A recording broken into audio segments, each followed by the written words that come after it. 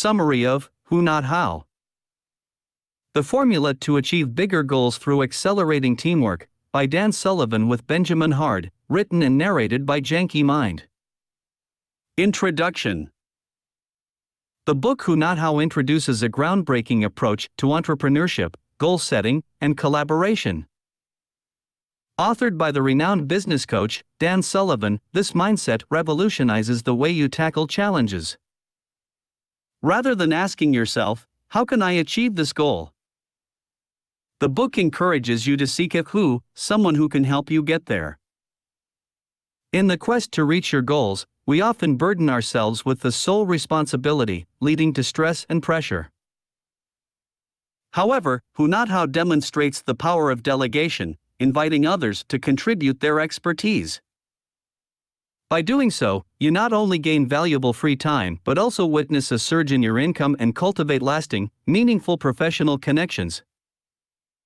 Throughout the following chapters, you'll be inspired by compelling anecdotes from co-authors, collaborators, and coaching clients, illustrating the immense value of adopting this mindset.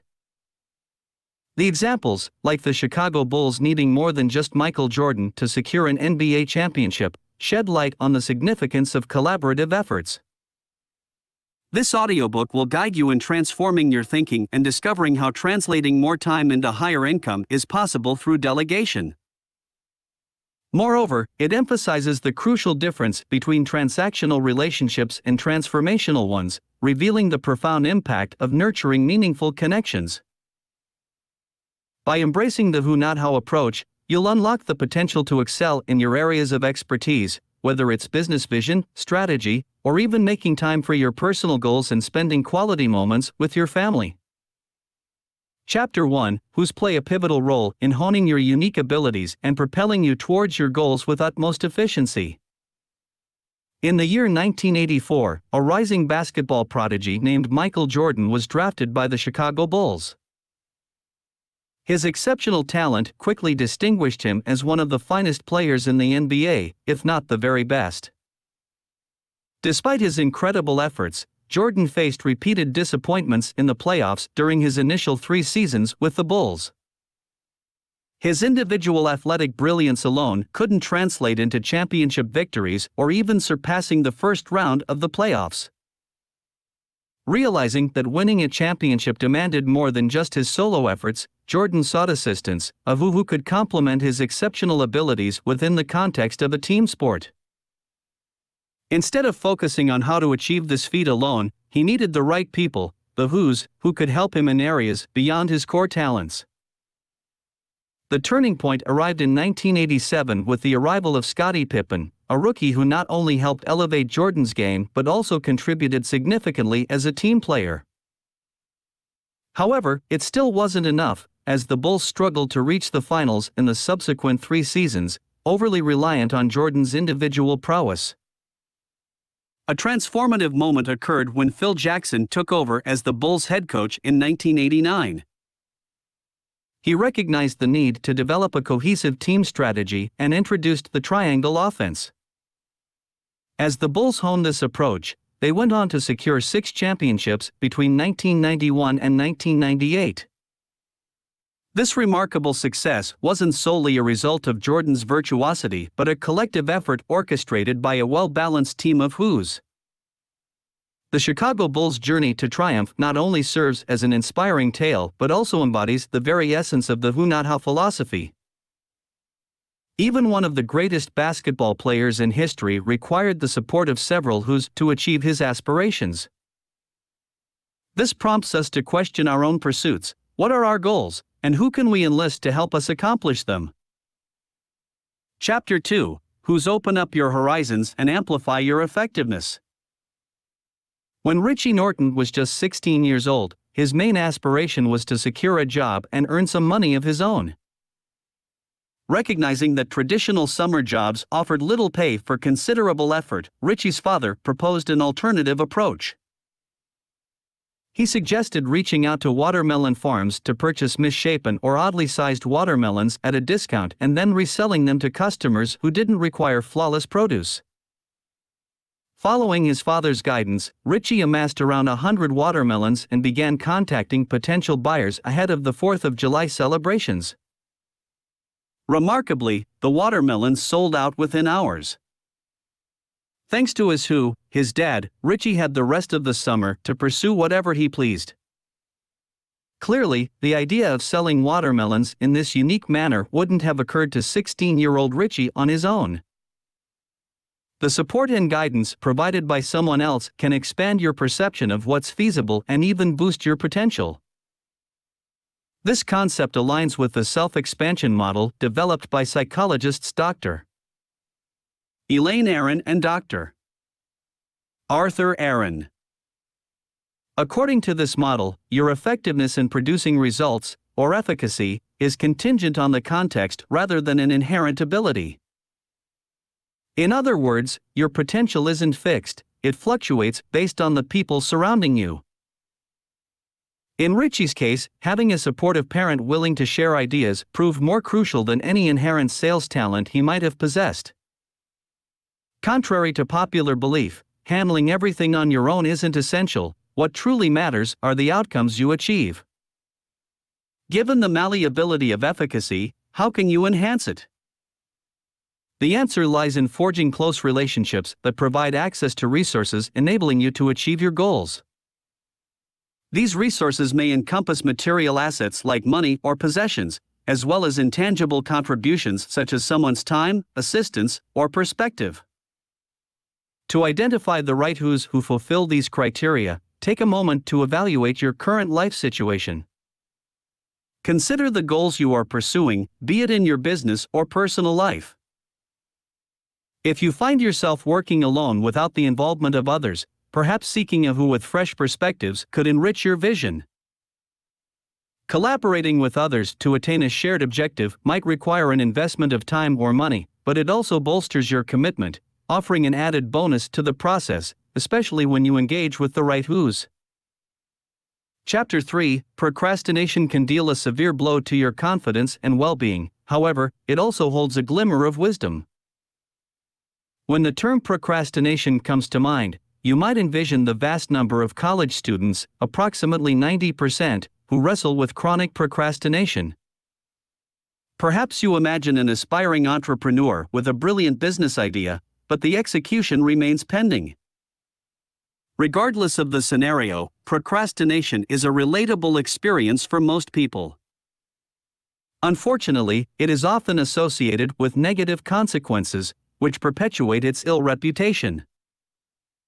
The psychological impact of procrastination can be particularly damaging, leading to amplified feelings of guilt, shame, decreased self-assurance, and even exacerbating symptoms of depression and physical health issues. Nevertheless, there is a silver lining. Procrastination serves as a telling sign that you harbor a meaningful goal or aspiration. The only missing pieces of the puzzle are the necessary knowledge or skills to achieve it independently. Continuously delaying tasks or ideas only hinders your imagination and self-perception. Over time, you might lose faith in your ability to accomplish significant goals, perpetuating a detrimental pattern. To break free from this cycle, decisive action is essential. When you have a specific goal in mind, acknowledge that you cannot achieve it alone, and embrace the question, who can assist me in accomplishing this? To answer this question effectively, be unwaveringly explicit about your objective and requirements. Only then will you be equipped to identify the right individuals, the who's, who can aid you in your journey. Dan Sullivan, the visionary behind the Who Not How philosophy, devised a powerful tool to facilitate this process, the impact filter. Here's how it operates. 1. Elaborate on your motivation, the project's purpose, and the impact it will create. Whether your aim is to expand your business, increase your income, or gain more leisure time, be remarkably specific.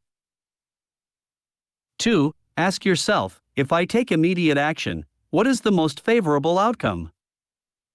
Additionally, contemplate the consequences of inaction. What is at stake in such a scenario? 3. Clearly outline the desired results that signify the project's success. When a potential who comprehends the precise outcomes expected, they become better equipped to assist you in reaching your goal. By embracing the who not how philosophy and employing the impact filter, you can transcend procrastination and make meaningful strides toward realizing your aspirations. Chapter 4: When time is freed, so is money. After a successful career as a real estate agent in Toronto, Dean Jackson made a life-changing decision to relocate to Florida and establish a coaching business for other agents. Teaming up with a friend in 1997, they initiated monthly coaching events. To fully focus on his new venture, Dean hired Mandy to clean his condominium each week in Orlando. But a moment of insight struck him: Mandy had the potential to do much more than just cleaning. What if she could transform his condo into a one-week-ready haven? This encompassed not only cleaning but also taking care of tasks like grocery shopping, laundry, and even looking after his car. By entrusting Mandy with these responsibilities, Dean could gain an abundance of free time. With Mandy on board, Dean's investment in a who not only increased his time freedom but also bolstered his earning capacity. Initially, hiring someone new incurs costs, but in the long run, Dean's decision freed him to focus on higher impact activities. He could channel his efforts into developing his vision for the coaching business and dedicating more time to income-generating strategies. The key to translating time freedom into financial freedom lies in asking a crucial question: should my attention be devoted to this task, or could it be better invested elsewhere? Jacob Monty, a labor and immigration attorney, asked himself this question repeatedly over the years. Recognizing the time and effort wasted during commutes to client meetings in Houston, Texas, he sought a better solution.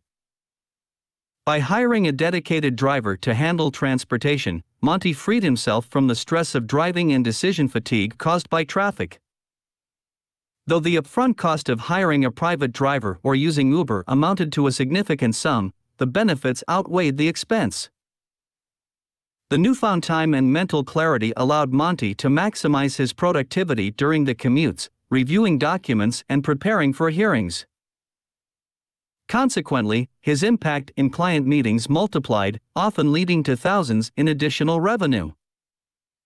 Regardless of the magnitude of your goals, streamlining progress involves shedding non-essential decisions.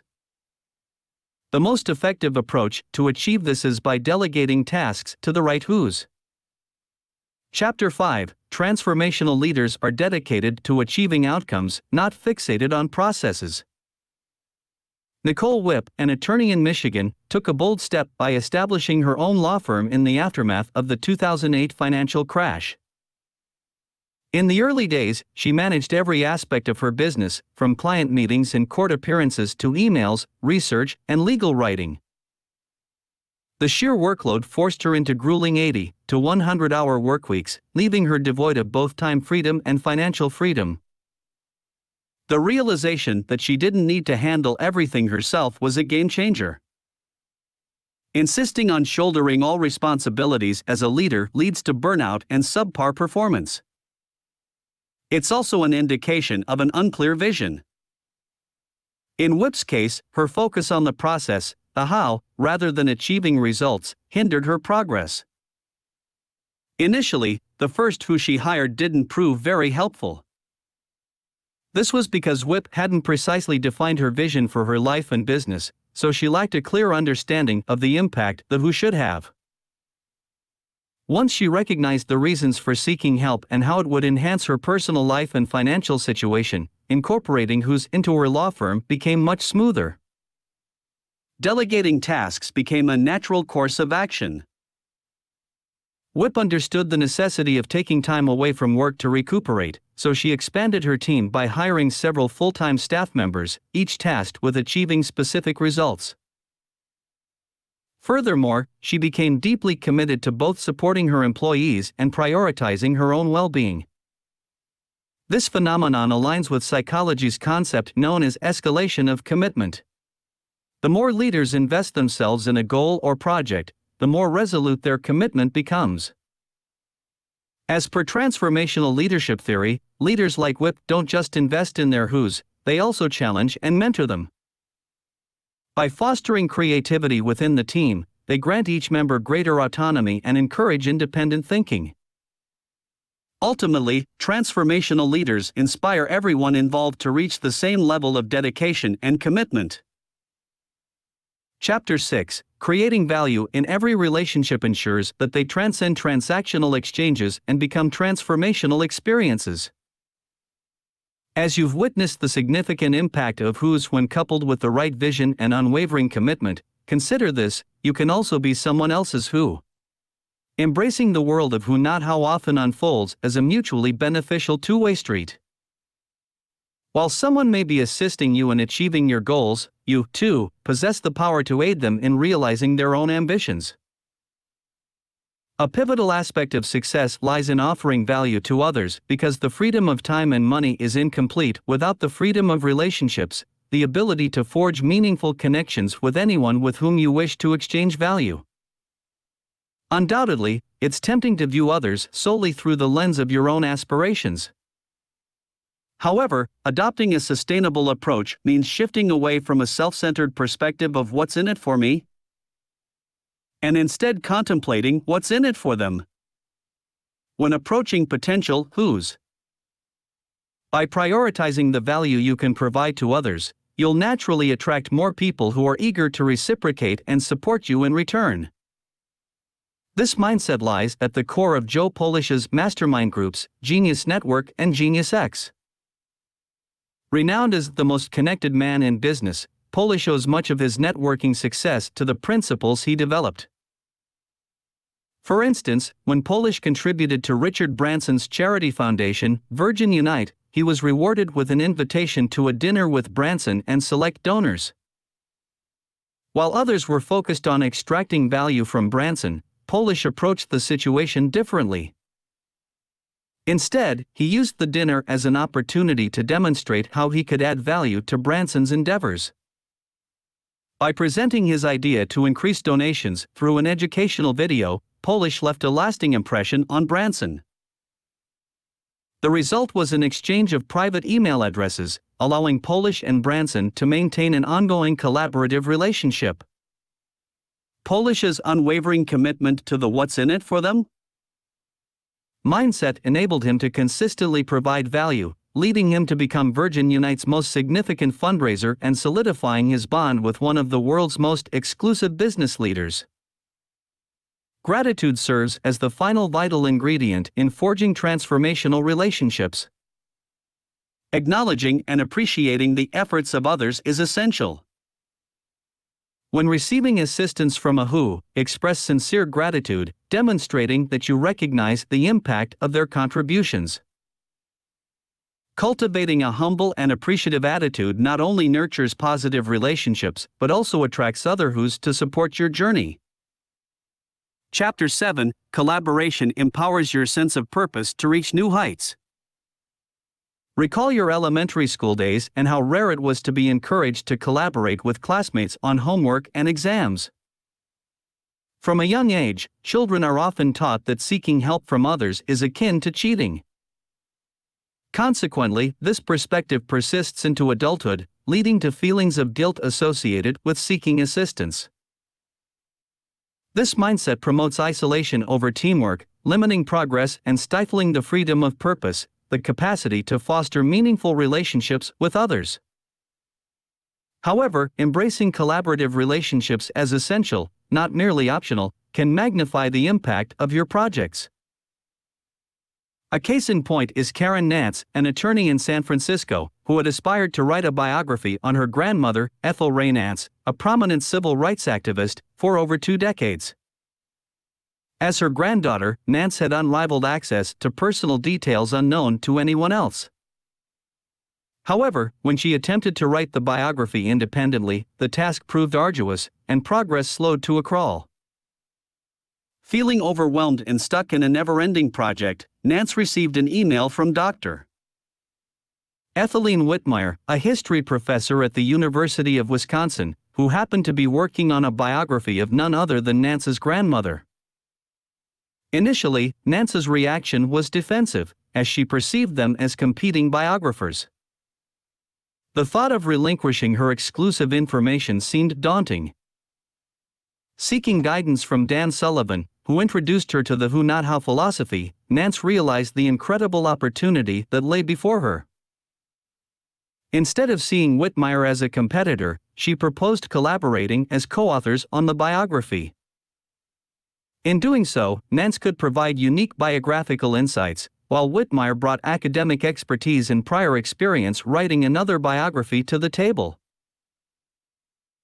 This collaboration ensured that Nance's grandmother received the recognition she deserved in detail beyond what Nance or Whitmire could have achieved individually. Moreover, by adopting a who mentality, Nance freed up time to focus on other goals, such as her work with a human rights nonprofit. Shifting from a how approach, which caused stress and isolation, to embracing a collaborative mindset allowed Nance to accomplish so much more. Summary: by embracing a who mentality instead of a how mentality, you unlock the potential to achieve far more than you could on your own. When striving towards your goals, enlist the support of who's to handle time-consuming tasks. This newfound freedom of time empowers you to concentrate on higher impact activities that drive income growth. Moreover, cultivating relationships by providing value to others and expressing genuine gratitude to those who assist you will amplify your results and expand your vision. Here are some tips. Implement the 80% rule to expedite project development. Attempting to create flawless work on the first try is nearly impossible. Instead of striving for perfection in every minute detail before seeking feedback, delegate the fine-tuning to who's. Swiftly propel your projects from 0 to 80% completion, as this initial phase can be accomplished rapidly. It's the final 20% that demands substantial time and effort. Focus on excelling in the first 80% and trust who's to take care of the rest. This audiobook summary was brought to you by Janky Mind. We hope you enjoyed it.